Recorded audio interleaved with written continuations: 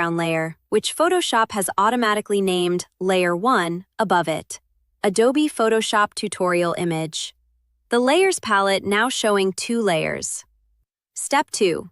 Change the blend mode of Layer 1 to Overlay. With Layer 1 selected in the Layers palette, the currently selected layer is highlighted in blue, go up to the Blend Mode option in the top left corner of the Layers palette. It's the drop-down box that's currently set to Normal. Click on the down-pointing arrow and select the Overlay Blend Mode from the list. Adobe Photoshop tutorial image.